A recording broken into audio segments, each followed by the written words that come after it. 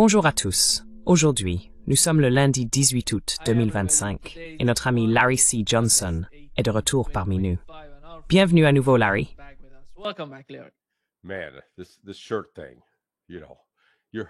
Mec, cette histoire de chemise, tu sais, tu mets la pression.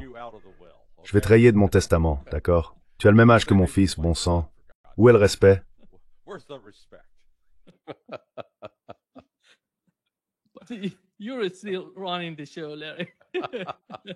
Tu mènes toujours la danse, Larry. Commençons, Larry, par la rencontre entre Donald Trump et Vladimir Poutine. Enfin, nous avons eu cette rencontre. Il était tellement important qu'elle ait lieu. Quelle est ta compréhension, ton point de vue sur ce qui s'est passé pendant la réunion et après? Et comment la Russie a perçu cette rencontre? Et comment les États-Unis en parlent?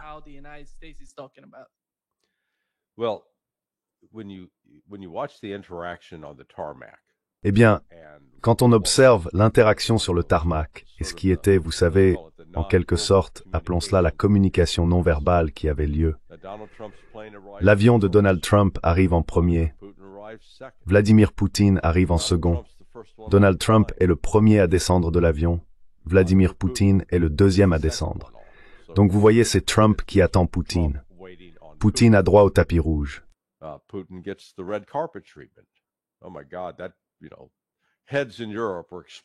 Oh mon Dieu, tu sais, les têtes en Europe explosaient partout. Les gens pensaient, oh mon Dieu, c'est une attaque nucléaire. Non, non, non. C'est juste le grand cerveau de Boris Johnson qui explose. D'accord? Mais ensuite, il y a eu la salutation initiale, avec Poutine qui s'avance vers Trump, levant 2 pouces en l'air, et Trump qui applaudit. Et puis quand ils se retrouvent, on peut voir la différence entre un faux « oh oui, vraiment content de te voir » et un vrai « hey hey ». Donc il n'y avait pas la tension à laquelle on aurait pu s'attendre, surtout après ce qui avait été dit notamment par Trump au cours des 2 mois précédents.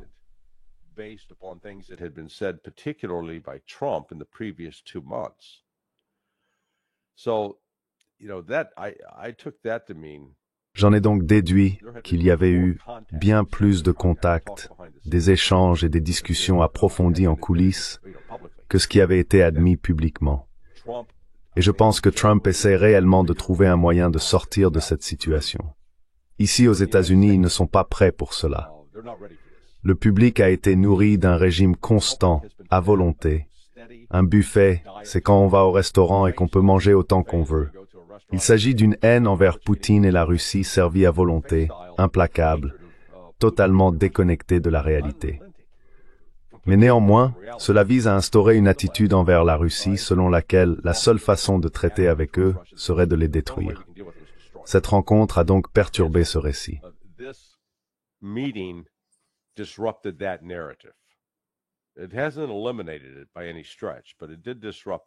Cela ne l'a pas éliminé, loin de là, mais cela l'a perturbé. Et d'après ce qu'on entend, au départ, ils étaient censés avoir un tête-à-tête, Trump et Poutine. Le seul tête-à-tête qu'ils ont eu, c'était à l'arrière de la limousine, où, à la décharge de Trump, il a proposé à Vladimir de le raccompagner, et Vladimir a accepté. Ils ont donc voyagé ensemble et ont probablement eu une 20aine de minutes de conversation en tête-à-tête. Mais après cela, Trump ne voulait plus être seul, et il a dû avoir Rubio et Witkoff assis à côté de lui, en face de Lavrov, et je crois que c'était Zushikov qui était assis là avec Poutine. Donc, la façon dont c'est présenté maintenant, c'est que la Russie n'a pas accepté de cesser le feu.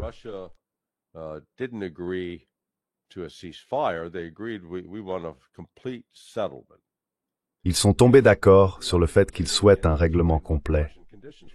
Et Poutine, je pense, a de nouveau pu expliquer quelles sont les conditions russes pour cela. Maintenant, il y a beaucoup de, j'appellerais ça de la désinformation, qui circule en ce moment, suggérant que Poutine aurait accepté de geler le conflit à Zaporizhia et Kherson, et certains vont même jusqu'à dire qu'il serait prêt à les rendre. Poutine ne peut pas plus rendre Zaporizhia et Kherson que Trump ne pourrait donner l'Alaska à la Russie. La manière dont ces territoires sont devenus partie intégrante de la Russie relève d'un processus constitutionnel. Donc Poutine n'a pas le pouvoir de faire cela.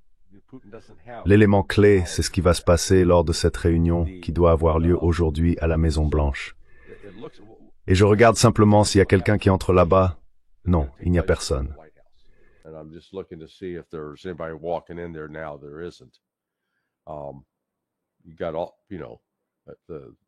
J'appelle ça la voiture de clone venue d'Europe qui débarque avec Zelensky.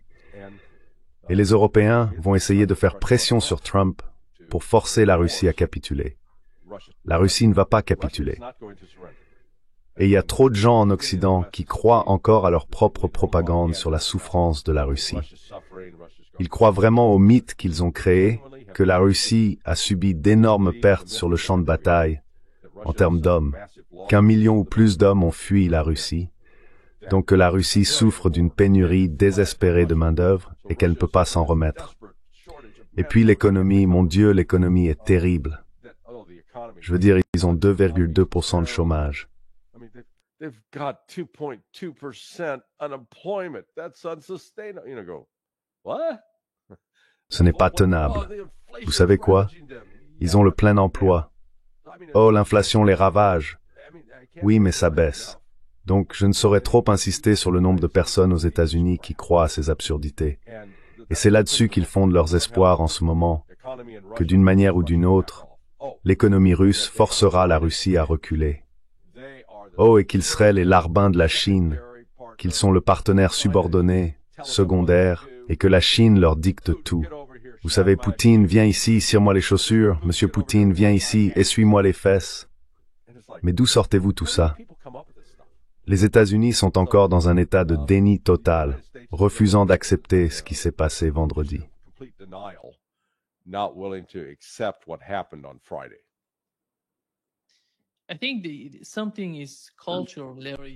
Je pense que c'est quelque chose de culturel, Larry. Ils ne comprennent pas. Ces personnes au pouvoir ne comprennent pas le partenariat. Ils veulent être le maître ou le subordonné.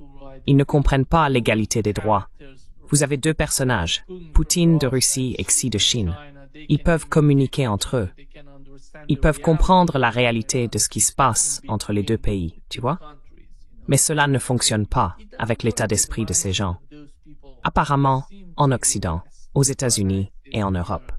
C'est pourquoi il y a une différence culturelle dans la relation. C'est pour cela que la Russie a essayé de discuter avec tous ces pays avant d'aller à la réunion. Et il est en ce moment même, alors que nous parlons, il a parlé avec beaucoup d'entre eux. Oui, pour en rendre compte. Oui, oui, non. Il est...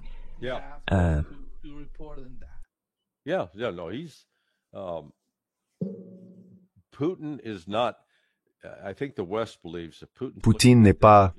Je pense que l'Occident croit que Poutine considère cela strictement comme un échange bilatéral entre les États-Unis et la Russie. Mais Poutine voit cela dans un contexte plus large, celui des relations de la Russie. Vous savez, je pourrais vous lire... Laissez-moi vous donner un exemple de ce dont je parle, parce que c'est tellement... Les gens comprendront cette attitude. Donc il y a cette personne qui pense que la Russie n'est qu'une imposture totale.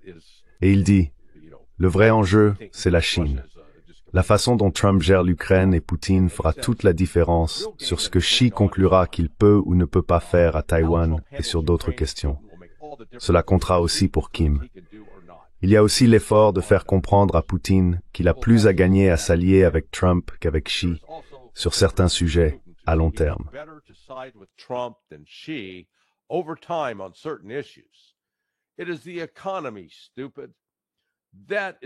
C'est l'économie, idiot.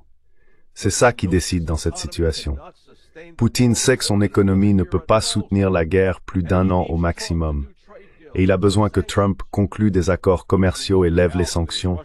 Sinon, Poutine sera évincé et l'économie russe finira par s'effondrer sans revenus pétroliers si la guerre continue. Trump envoie aussi un message à Xi. Je peux aussi causer des problèmes à ton économie si tu ne coopères pas. Donc tu dois dire à Vlad de conclure un accord. Trump façonne l'image qu'il veut que le monde voit après Biden. Tu peux croire à ces conneries.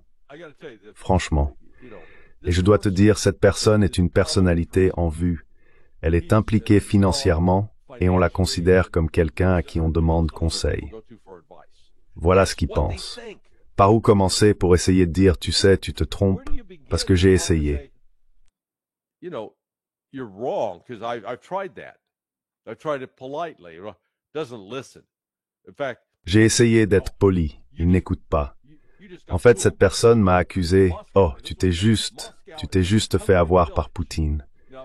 Moscou, voilà ce qu'il a dit. Moscou est un village Potemkin. Or, le village Potemkin remonte au règne de Catherine la Grande, lorsque son amant Potemkin aurait soi-disant créé, et il y a des doutes sur la véracité historique de cela, des façades et des villages pour donner l'impression que tout allait bien. Moscou est une ville de 16 millions d'habitants. Et ce clown, dont je viens de lire un extrait de la présentation, croit que Poutine est tellement habile qu'il parvient à faire agir 16 millions de personnes, d'une certaine manière, juste pour tromper Larry C. Johnson. Vous vous moquez de moi. Bon sang. Franchement, ça me donne envie de jurer et d'utiliser des grossièretés.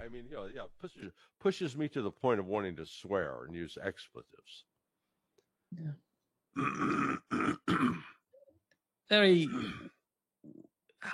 Larry, comment voyez-vous la réaction de la société russe ou du peuple russe face à la rencontre entre les deux présidents? Il semble qu'ils en aient une perception plutôt positive.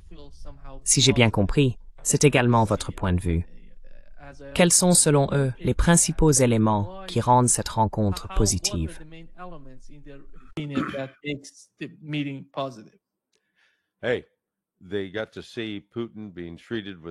Ils ont pu voir Poutine être traité avec respect.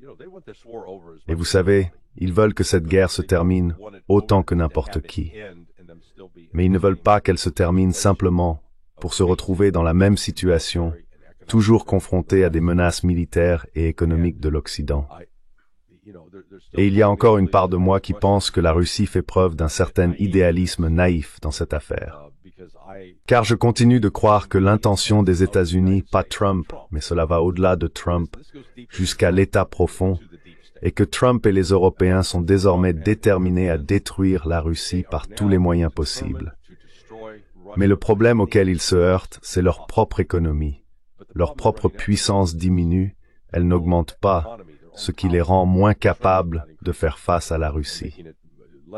Donc, vous savez, Poutine a fait tout ce qu'il fallait.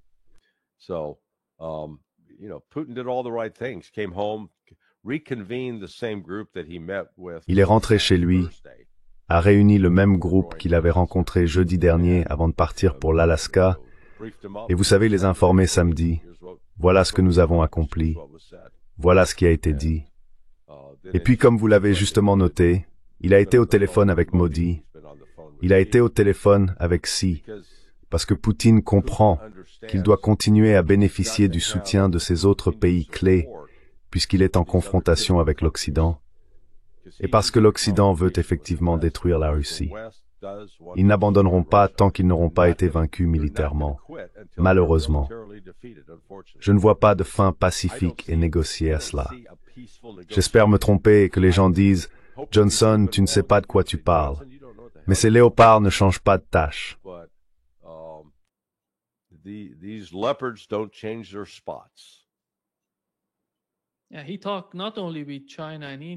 Oui, il a parlé non seulement avec la Chine et l'Inde, mais aussi avec la Biélorussie, le Kazakhstan, l'Ouzbékistan, l'Afrique du Sud, le Tadjikistan. Vous voyez, imaginez si ce genre d'attitude venait un jour des États-Unis, n'est-ce pas? Parce qu'il faut respecter les autres pays, pour obtenir en retour les réactions que l'on attend habituellement d'eux, vous voyez.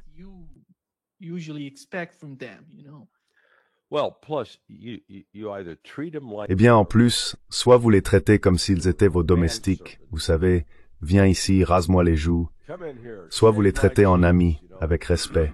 Ou alors vous reconnaissez, « Hey, j'ai besoin de toi, ta relation avec moi est importante, et c'est pour ça que je te parle. » C'est le message qui passe. Ce n'est pas ce qui s'est passé quand Trump a appelé les Européens pour faire son rapport. J'ai dit que ce serait fascinant de voir s'ils allaient laisser entrer les caméras dans le bureau ovale avec toutes ces personnes alignées. En fait, je ne pense même pas que le bureau ovale puisse tous les contenir, la délégation qui vient d'Europe en plus de Zelensky.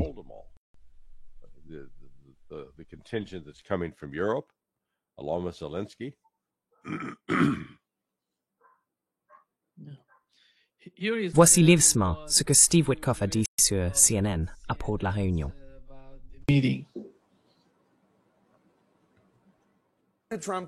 Le président Trump a qualifié cette réunion d'extrêmement productive et a déclaré que de nombreux points avaient été approuvés. Vous étiez dans la salle. Pouvez-vous nous donner 2 points précis qui ont été convenus?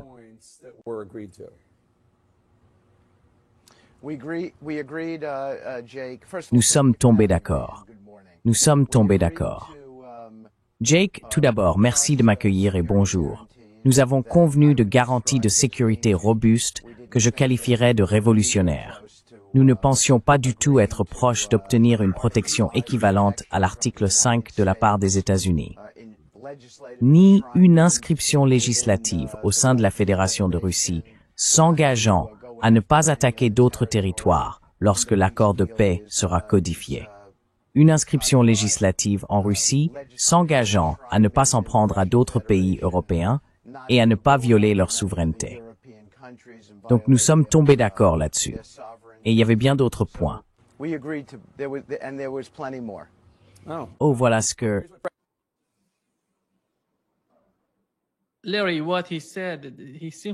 Larry, ce qu'il a dit, il dit simplement que quoi qu'il se soit passé, la ligne de front serait le principal sujet de discussion. Et la garantie de sécurité, telle que je la comprends, que Witkoff essaye de nous expliquer, à nous et aux journalistes de CNN, c'est que la Russie n'irait pas plus loin dans la partie occidentale de l'Ukraine et qu'elle n'attaquerait pas les Européens à cause de cela.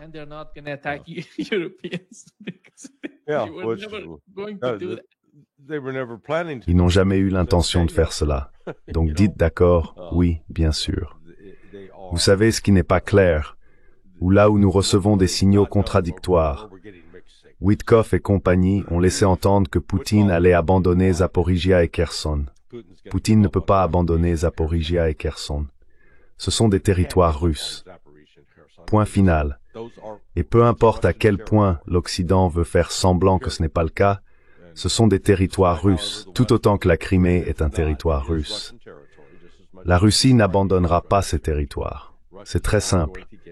L'Occident continue de pousser. Oh oui, on peut trouver un accord. Non, il n'y a plus d'accord possible là-dessus.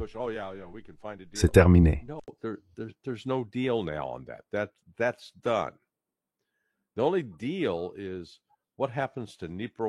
Le seul enjeu concerne le sort de Dnipropetrovsk, de Soumy, de Poltava, de Kharkiv, parce que les Russes avancent dans ces régions et ont juré de les garder.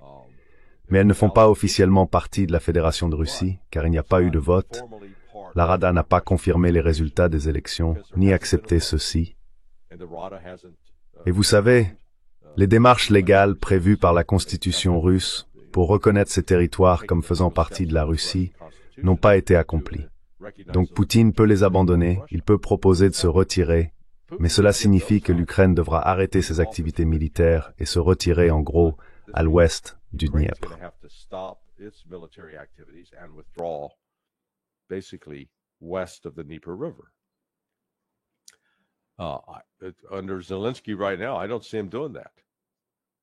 Sous Zelensky, en ce moment, je ne le vois pas agir ainsi. Ils vont essayer d'insister pour continuer dans cette voie. Et encore une fois, nous nous heurtons à ce récit qui est poussé avec tant de ferveur en Occident, que la Russie échoue militairement et qu'elle ne pourra pas continuer ainsi bien plus longtemps. Non, c'est tout le contraire. Mais tant que l'Occident continue de soutenir l'Ukraine, la guerre va se poursuivre. Nous n'avons donc pas tous les détails de ce qui a réellement été convenu, mais il semble qu'au moins, pour une fois, Witkoff, Rubio et Trump aient au moins écouté et entendu ce que Poutine disait.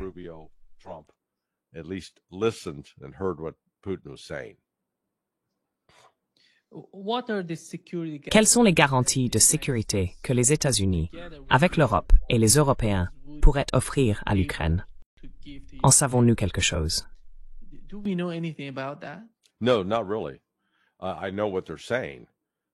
Non, pas vraiment.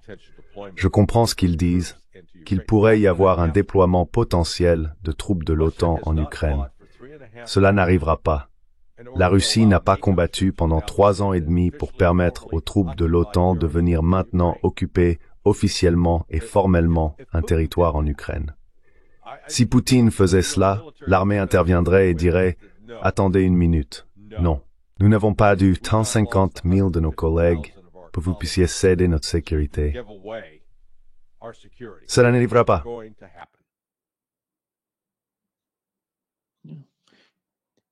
Larry,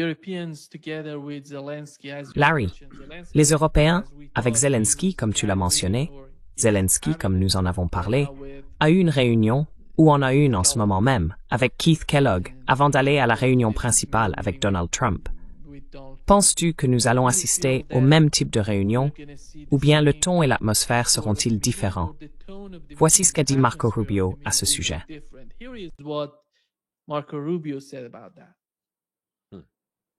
Les Européens craignent que le président Zelensky ne soit contraint de céder quelque chose sous la pression. C'est pourquoi ces dirigeants européens viennent en renfort demain. Pour rassurer. Non, Pyth. Ce n'est pas pour ça qu'ils viennent en renfort. Ce n'est pas vrai. Ils ne viennent pas ici demain pour empêcher Zelensky de se faire intimider.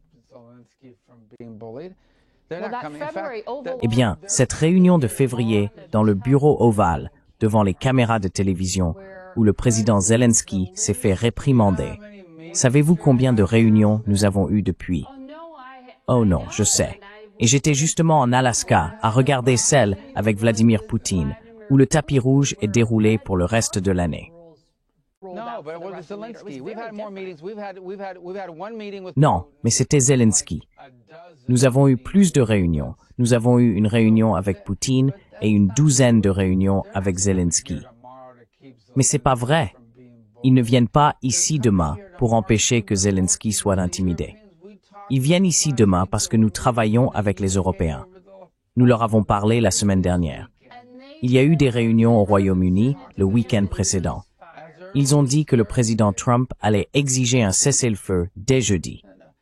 Mais vous avez dit qu'ils viennent ici demain pour empêcher que Zelensky soit intimidé. Ils ne viennent pas ici demain pour cette raison. C'est un récit médiatique tellement stupide qu'ils viennent ici demain parce que Trump va forcer Zelensky à accepter un mauvais accord. Nous travaillons avec ces gens depuis des semaines sur ce dossier. Ils viennent ici demain parce qu'ils ont choisi de venir demain. Nous les avons invités à venir. Le président les a invités à venir.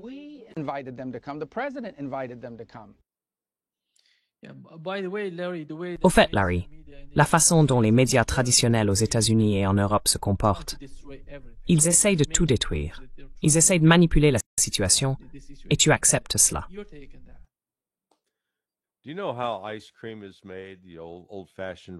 Savez-vous comment on fait de la glace à l'ancienne? On la met dans la sorbetière, on tourne la manivelle, et ça tourne, ça tourne, ça tourne. Eh bien, on est en train d'assister à la fabrication d'une glace au goût vraiment mauvais, avec toutes ces dépenses en cours. L'idée que les États-Unis ont invité les Européens, et si tu n'as rien de prévu lundi, viens à Washington, on discutera, on fera peut-être griller des hamburgers, des hot dogs, et on traînera ensemble. C'est pas ce qui s'est passé. L'Europe a paniqué en voyant Poutine dérouler le tapis rouge, et ils ont immédiatement appelé Zelensky. Et vous savez, Rubio a dit, oh, on n'a eu qu'une seule rencontre avec Poutine.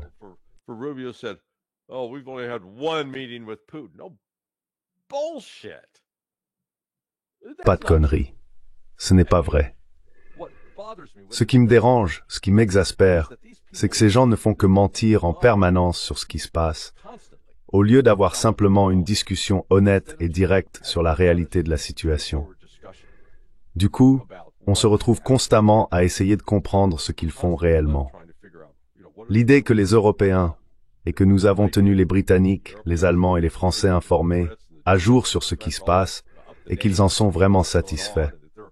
Ce n'est pas vrai. Donc, vous voyez, je comprends que Marco Rubio travaille au département d'État comme diplomate. La définition d'un diplomate, c'est quelqu'un qui est payé pour mentir pour son pays. D'accord? Is someone who's paid to lie for their country, okay? So to that extent, he's fulfilling the full definition. À cet égard, vous savez, il remplit pleinement la définition d'un diplomate.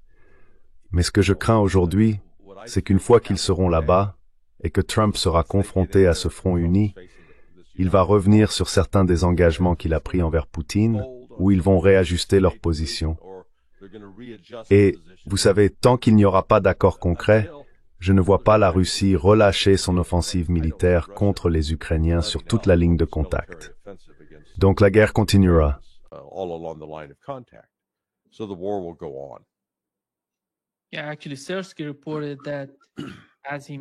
Oui, en fait, Syrski a rapporté que, comme il l'a mentionné, il pense que la Russie se prépare à porter un coup puissant sur le front de Zaporizhia. Et il dit qu'il transfère des forces depuis la région de Sumy pour les amener sur ce front. Il ne semble pas que Donald Trump ait d'autres options. Larry, tu parles des Européens qui feraient pression sur Donald Trump avec Zelensky. Mais quelle option s'offre à Donald Trump? S'il mise sur les sanctions, je pense qu'il sait qu'avant d'escalader sur ce terrain, il va être battu. Car la Russie coordonne ses actions avec ses partenaires. Ils savent ce qu'ils font.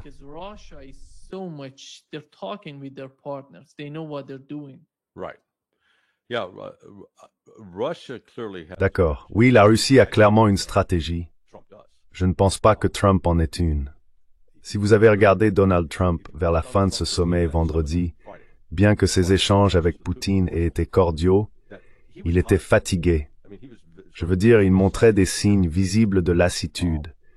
Et oui, il commence à montrer son âge. Il n'a plus le même niveau d'énergie qu'il affichait, vous savez, il y a 8 ans. Mais il est sous pression sur plusieurs fronts. J'ai été invité, là où je vis, à prendre la parole devant un groupe communautaire. C'est une communauté fermée, ça signifie qu'il faut passer par un poste de garde pour y entrer. Mais c'est essentiellement une communauté de retraités.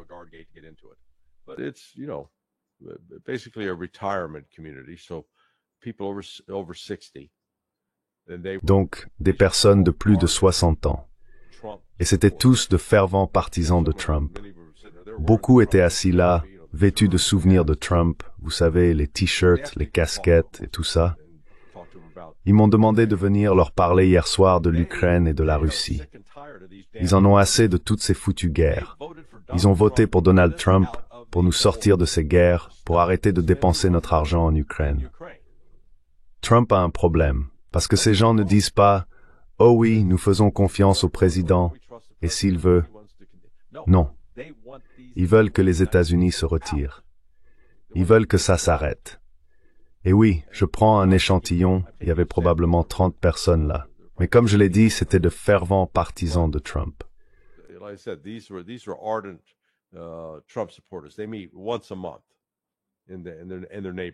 Ils se réunissent une fois par mois dans leur quartier. Ce sont tous des voisins, si l'on veut, un grand nombre d'entre eux. Et donc, vous savez, j'ai trouvé que c'était un point de vue important. Trump fait vraiment face à certains problèmes. En ce moment, les sondages montrent que son taux d'approbation est tombé à 38%. Ce n'est pas bon. Il n'est pas dans une position politique aussi forte qu'il le pense. Alors que, comparé à Poutine, Poutine est dans une position politique très forte. Il bénéficie d'un large soutien de la part du peuple russe. Et ce passage que je vous ai lu plus tôt, de ce type un peu idiot, qui faisait son analyse, tant de gens en Occident, dans le Washington officiel, pensent que cette relation entre la Chine et la Russie n'est que superficielle.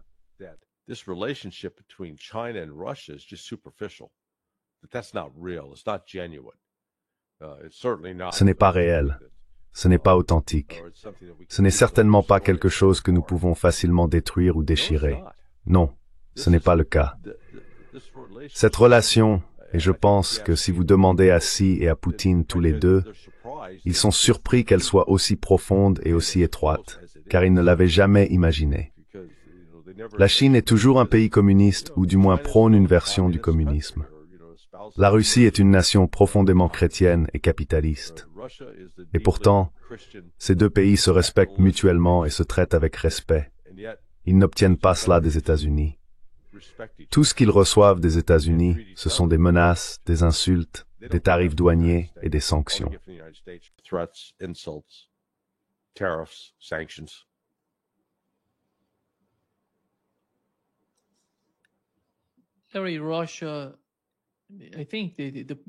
Larry, avec la Russie, je pense que le principal problème reste la doctrine Wolfowitz.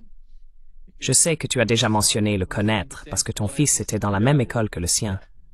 Oui, dans cette doctrine, il dit que les États-Unis ne devraient avoir aucun concurrent, que ce soit en termes de puissance régionale ou de superpuissance. Cette époque est révolue. Nous ne parlons plus de puissance régionale, nous parlons de superpuissance. Nous parlons de la Russie, réunie et tout l'Occident, depuis plus de 3 ans.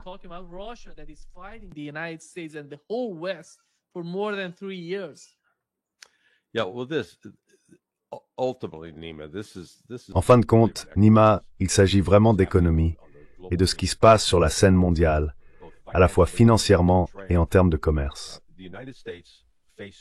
Les États-Unis font face à des défis financiers incroyablement difficiles, presque insolubles. Pour le dire simplement, c'est comme si vous étiez de retour à l'université avec une carte de crédit. Vous avez maintenant atteint le plafond de la carte et vous continuez à recevoir des factures, mais vous n'avez pas assez de liquidités pour les payer. C'est la situation des États-Unis. Et c'est pas seulement les États-Unis.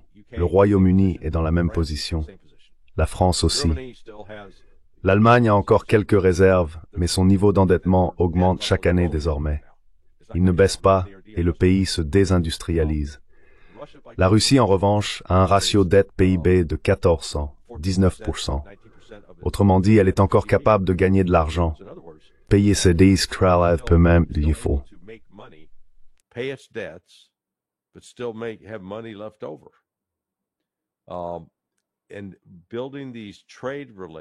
Et en développant ses relations commerciales avec la Chine, l'Inde, le Brésil, l'Iran, le Vietnam, l'Indonésie, la Malaisie, vous savez, la Russie aborde cela de manière très stratégique, alors que les États-Unis ne le font pas. Nous avons Trump qui écoute ce type borné, nommé Lighthizer, qui je crois était le principal défenseur des droits de douane. Et quand vous commencez à imposer des droits de douane à des pays avec lesquels vous aviez un excédent commercial, et à des pays qui étaient censés être vos alliés et amis, et que le résultat de ces droits de douane est de les fâcher au point qu'ils ne veulent plus traiter avec vous, en quoi est-ce une stratégie viable pour l'avenir? Ici, aux États-Unis, le message qui ressort de la plupart des médias est toujours que les États-Unis sont cette puissance dominante et que le reste du monde doit faire ce que nous disons.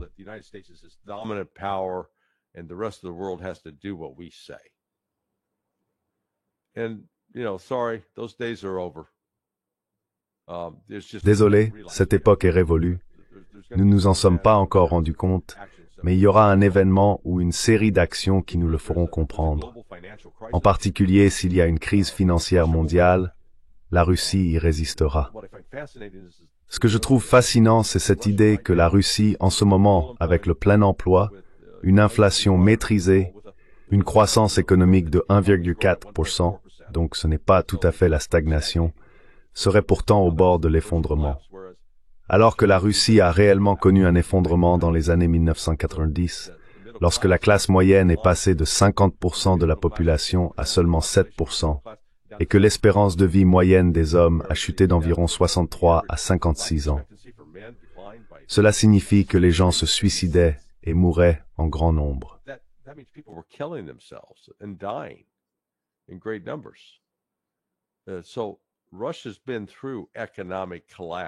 La Russie a traversé un effondrement économique et des souffrances d'une manière que les États-Unis n'ont pas connue depuis la Grande Dépression des années 1930. La Russie sait donc ce qu'il faut pour surmonter ce genre de menaces. Les États-Unis, non. Nous vivons à crédit. En fait, nous convainquons tous ces autres pays de nous prêter de l'argent pour que nous puissions continuer à dépenser comme lors d'une fête arrosée qui dure tout le week-end. Et à un moment donné, cette fête prend fin.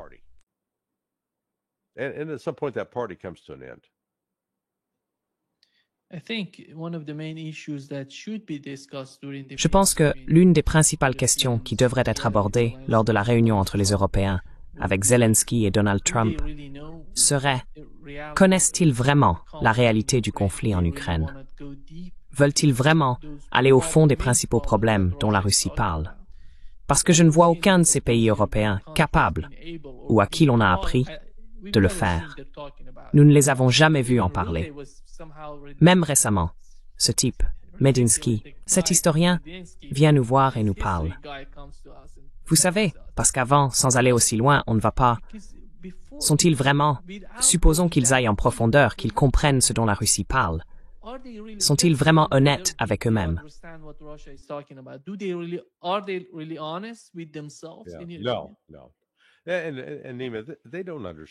Non, non.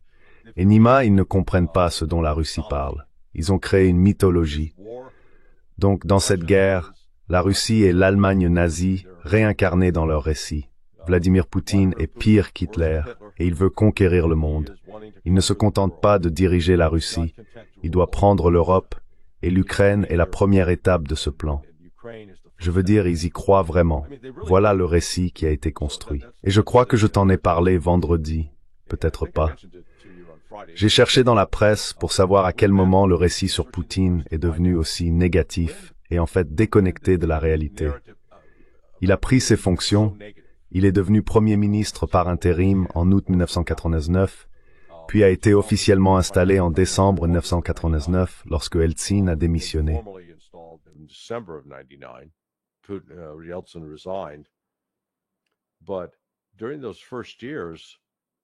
Mais pendant ces premières années, vous savez, Poutine bénéficiait en fait d'une bonne couverture médiatique en Occident.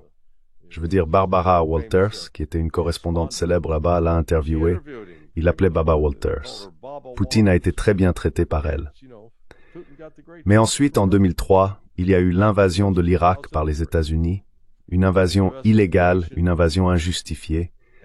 Poutine s'y est opposé, il s'est exprimé contre, il l'a condamné.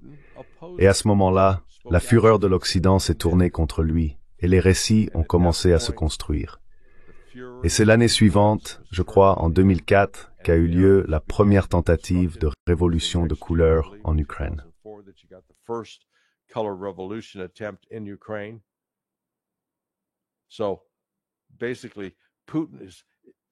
En gros, puisque Poutine n'allait pas se plier au plan occidental d'envahir et de contrôler d'autres pays, on allait l'accuser de faire exactement la même chose et l'attaquer pour cela, même si ce n'était pas vrai.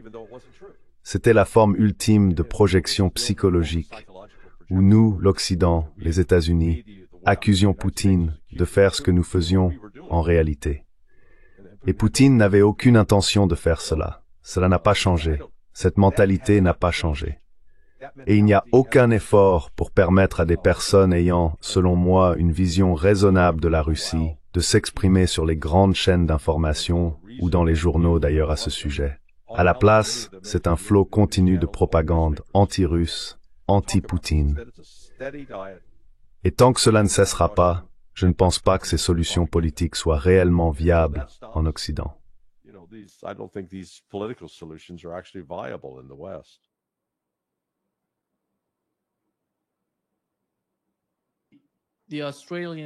Le Premier ministre australien a été interrogé sur la possibilité d'envoyer des troupes en Ukraine.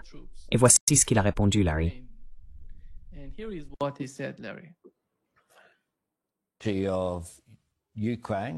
Que la souveraineté de l'Ukraine soit respectée. Et enverriez-vous des troupes? Eh bien, pas pour combattre. Ça n'a jamais été envisagé.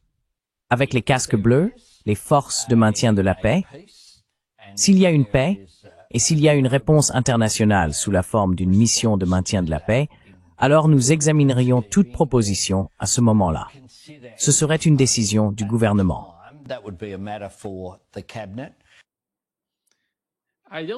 Je ne vois pas la Russie accepter, après n'importe quel type de paix, de laisser l'Australie entrer.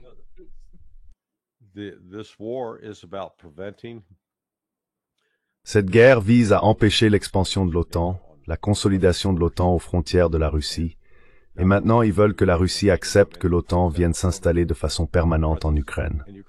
Cela n'arrivera pas. Ça n'arrivera pas.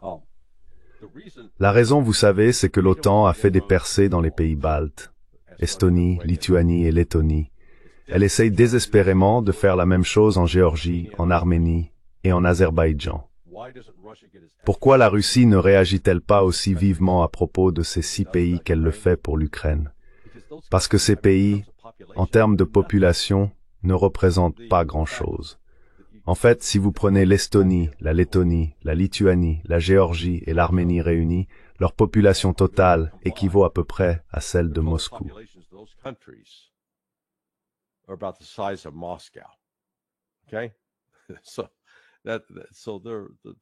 D'accord? Donc ils sont hors de propos sur ce point. L'Ukraine, c'est différent.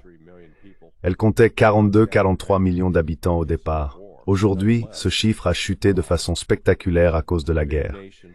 Mais malgré tout, c'est une grande nation, et elle possède des liens historiques avec la fondation de la Russie, qui remonte à plus de 1000 ans.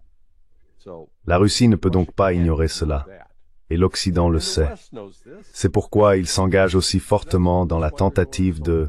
Vous savez, en fait, ils ont soutenu militairement l'Ukraine dans l'espoir que cela détruirait la Russie. Les stratèges de l'OTAN n'auraient jamais imaginé se retrouver dans une situation où ils font face à leur propre destruction, car leur soutien à l'effort de guerre ukrainien s'est retourné contre eux.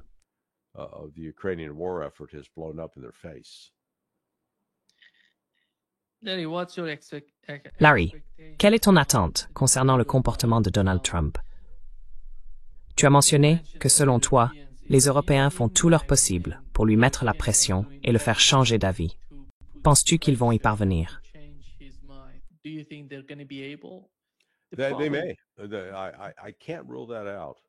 C'est possible. Je ne peux pas l'exclure. Trump veut désespérément être apprécié. C'est le genre de personne qu'il est. Et lorsqu'il sera dans cette réunion, il voudra que toutes ces personnes l'aiment. Donc il va devoir faire des compromis ou prendre certaines mesures pour leur plaire. Sinon, ce qu'il devrait faire, c'est arriver et dire « Ravi de vous voir tous, mais ça va s'arrêter. Nous n'allons pas continuer comme ça. Cette guerre va prendre fin. » Et Monsieur Zelensky, il vous incombe de vous asseoir et de négocier avec les Russes. Nous n'allons pas le faire à votre place. Mais nous n'allons plus continuer à vous payer. En fait, Trump a beaucoup de leviers. Il pourrait dire, nous allons vous permettre, nous vous garantissons votre sécurité ici en Amérique, vous pouvez venir vivre ici, mais ça va s'arrêter, nous n'allons plus continuer à alimenter ce conflit. Il ne fera pas cela. Donc la guerre continuera jusqu'à ce que nous atteignions un stade critique où l'Ukraine s'effondrera et l'Occident ne pourra rien y faire.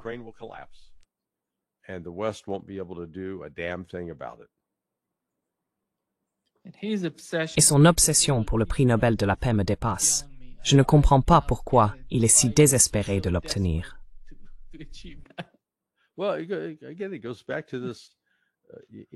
Eh bien, encore une fois, ça revient à ceci.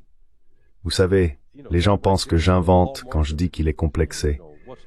Mais c'est exactement ça. C'est le signe même de ce qui ne va pas chez lui psychologiquement. Vous savez, je ne viens pas ici en disant « Nima, je suis le meilleur commentateur qui existe. Personne ne parle mieux que moi. Je suis le plus grand. Tu as de la chance de m'avoir ici aujourd'hui parce que je suis tellement bon. »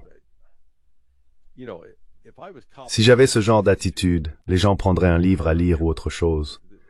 Ce serait « Mon Dieu, on ne supporte pas ce type Johnson. » Mais c'est comme ça que Trump se présente. Son insécurité est telle qu'il a besoin qu'on lui dise qu'il est formidable, qu'il faut que les gens le flattent, et ensuite il va tout faire pour l'obtenir. Laissez-moi avoir ce prix Nobel de la paix. Oui, ce prix lui reste en travers de la gorge, parce que Barack Obama en a eu un pour rien. C'est le premier indice. Pourquoi vouloir un prix qu'on donne à des gens qui n'ont rien fait?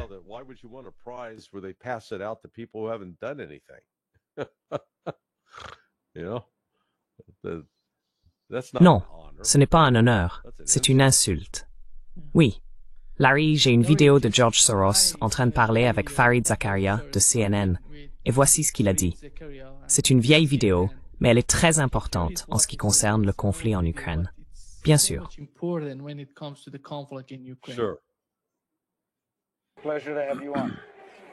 Ravi de vous avoir parmi nous.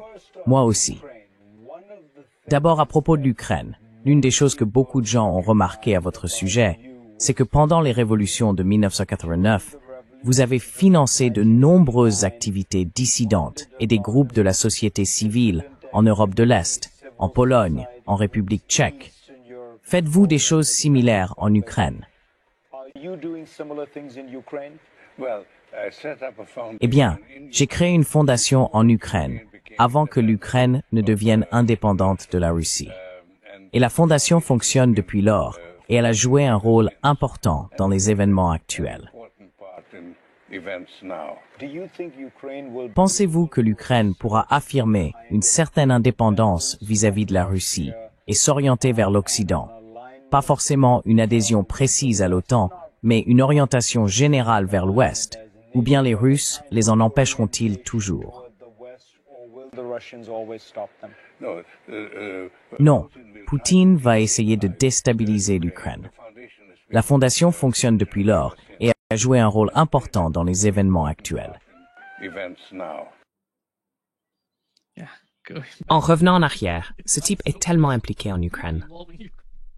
Oh yeah, yeah. No, he is Oh oui. one of the most Il est l'une des forces les plus destructrices au monde. Il est au même niveau que la CIA.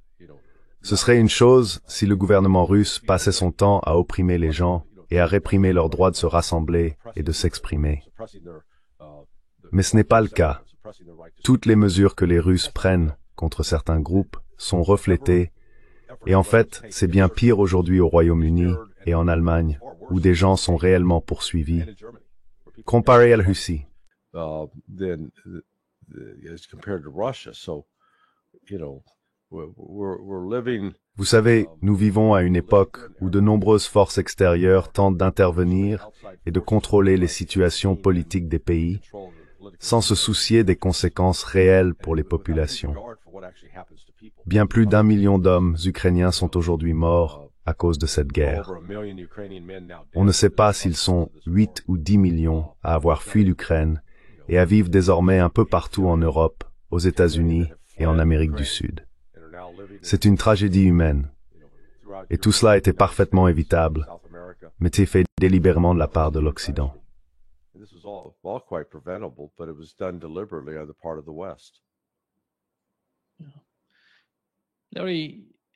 Larry, que se passe-t-il en Israël, à Tel Aviv? D'immenses manifestations. Plus d'1 million de personnes dans les rues pour protester contre le gouvernement Netanyahou.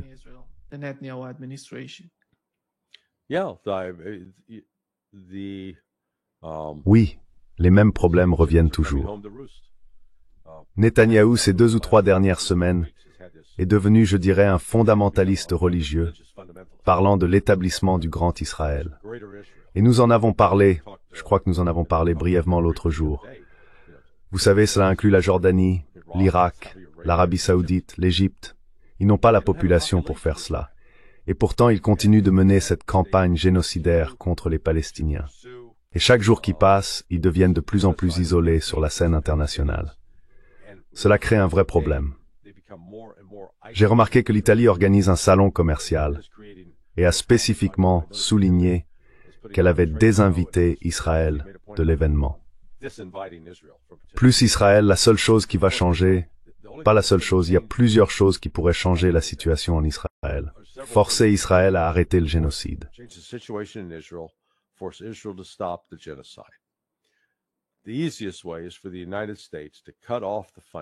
La solution la plus simple serait que les États-Unis coupent les financements, arrêtent le soutien militaire et disent à Israël, non seulement vous allez arrêter cela, mais nous envoyons un groupe aéronaval dans la région, avec des unités amphibies de marine qui vont débarquer pour commencer à nourrir les Palestiniens et les aider à reconstruire Gaza. Vous savez, ce serait l'idéal. Mais cela n'arrivera pas. Une autre chose qui pourrait se produire, c'est que les pays qui sont actuellement les principaux partenaires commerciaux d'Israël décident « Nous allons imposer un embargo sur ce que vous nous envoyez. Nous allons arrêter de vous fournir ce que nous vous envoyons habituellement tant que cela ne s'arrête pas. » Cela mettrait un terme immédiat à la situation.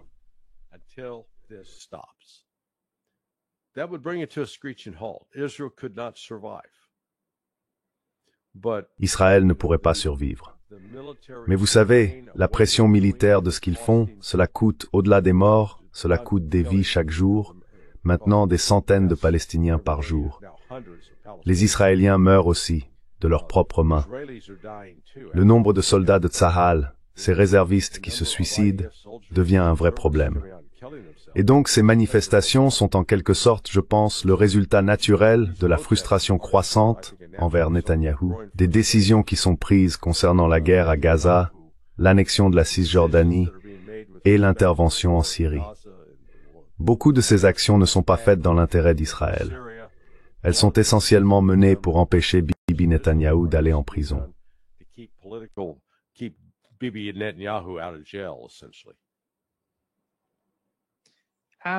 L'attaque contre l'Iran et ce qui s'est passé en Syrie ont-ils profité à Netanyahou jusqu'à présent? Pas vraiment. Je veux dire, oui, il est toujours au pouvoir. Mais comme vous l'avez justement remarqué, les manifestations prennent de l'ampleur, elles ne diminuent pas. On ne voit pas les gens sortir pour dire « Oh non, il fait un travail fantastique, il faut absolument le soutenir ». C'est tout le contraire.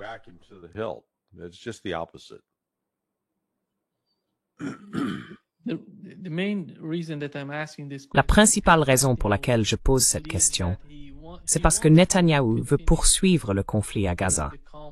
Il veut s'emparer de toute la bande de Gaza. Je ne comprends pas comment ces gens peuvent le soutenir s'ils décident d'aller dans cette direction. Car ils font cela depuis plus de, je ne sais pas, on approche des 2 ans de conflit à Gaza.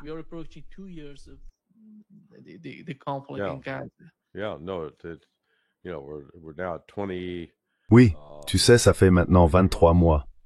Et le mois prochain, ça fera 24, donc 2 ans. La situation, c'est qu'ils essayent de déployer plus de troupes à Gaza pour en prendre le contrôle, en particulier à Gazaville. Mais en réalité, ils ne font que créer plus de cibles pour les combattants du Hamas qui sont cachés. L'un des inconvénients de ce qu'Israël a fait en créant autant de décombres, c'est que cela offre une couverture et une dissimulation naturelle pour les snipers. J'ai vu plusieurs vidéos où des soldats israéliens regardent depuis un char et tout à coup, ils se font tirer une balle dans la tête, ou bien les chars sont touchés par des RPG, ou ils tombent dans des embuscades de différentes manières. Et cela va continuer.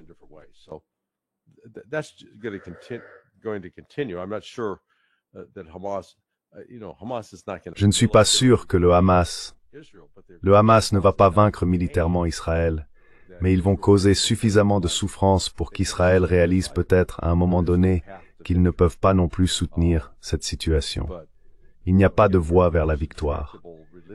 Mais encore une fois, nous sommes confrontés à cette croyance religieuse inextricable et folle, selon laquelle ils y ont droit, et c'est une croyance raciste, la suprématie juive, la notion sioniste qu'ils peuvent tout faire parce que Dieu les aime plus que les autres. Et tant qu'ils continueront à croire cela, ils n'auront même pas l'attitude ou la capacité de négocier avec, d'accepter et de reconnaître que les Palestiniens, les musulmans et les chrétiens sont des personnes, des êtres humains, également aimés de Dieu.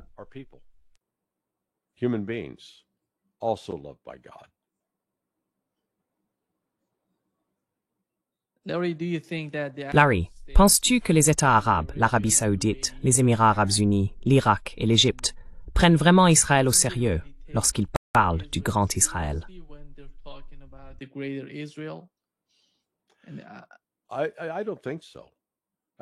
Je ne pense pas. Je veux dire, écoutez, si ces pays avaient un tant soit peu de respect pour eux-mêmes et un véritable engagement envers leur foi musulmane, ils s'uniraient. Ils se rassembleraient, interviendraient pour arrêter Israël. Vous savez, à défaut d'autre chose, ils pourraient au moins s'exprimer d'une seule voix auprès des États-Unis et de l'Europe pour dire « Vous devez arrêter de les soutenir. Organisez un véritable boycott. Coupez-leur les vivres économiquement. Il n'est pas nécessaire d'intervenir militairement. Il suffit de les isoler économiquement. Et ces pays auraient, je pense, suffisamment d'influence potentielle sur l'Occident, mais ils refusent de le faire. Alors ils regardent. Ça continue. Ils s'en moquent.